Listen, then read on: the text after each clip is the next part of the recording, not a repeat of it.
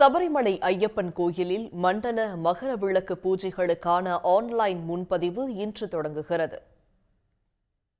கேரளாவில் பிரசித்தி பெற்ற சபரிமலை ஐயப்பன் கோயிலுக்கு ஆண்டுதோறும் லட்சக்கணக்கான பக்தர்கள் விரதம் இருந்து இருமுடி கட்டி வருவது வழக்கம்.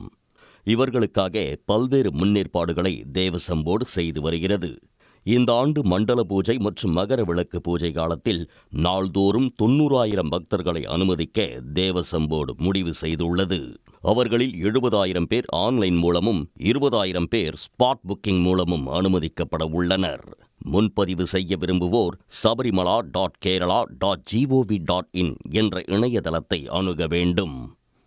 மண்டல பூஜைக்காக வரும் 16ஆம் தேதி ஐயப்பன் கோயில் திறக்கப்பட்டு டிசம்பர் 27ஆம் தேதி நடை அடைக்கப்படுகிறது.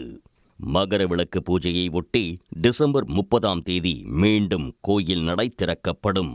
மகர ஜோதி தரிசனத்தை ஜனவரி 14ஆம் தேதி பொன்னம்பலமேட்டில் காணலாம். சபரிமலை சீசனில் பக்தர்களுக்கு வழங்குவதற்காக தற்போது 15 லட்சம் டின்கள் அரவணை பாயசம் இருப்பு உள்ளதாகவும் வரும் 15ஆம் தேதிக்குள் 50 லட்சம் டின்கள் தயார் நிலையில் வைக்கப்படும் எனவும் தேவசம் போர்டு தெரிவித்துள்ளது. இதனிடையே சபரிமலை செல்லும் பக்தர்களின் வசதிக்காக தமிழ்நாடு அரசு விரைவு போக்குவரத்து கழகம் சிறப்பு பேருந்துகளை இயக்குகிறது.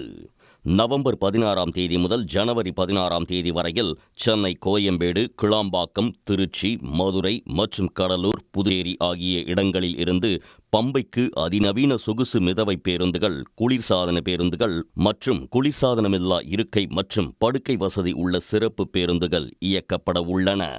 குழுவாக செல்லும் பக்தர்களுக்கு வாடகை அடிப்படையில் பேருந்து வசதி செய்து தரப்படும். உடனுக்குடன் செய்திகளை தெரிந்து கொள்ள சன் நியூஸ் பெல் ஐகானை கிளிக் பண்ணுங்க.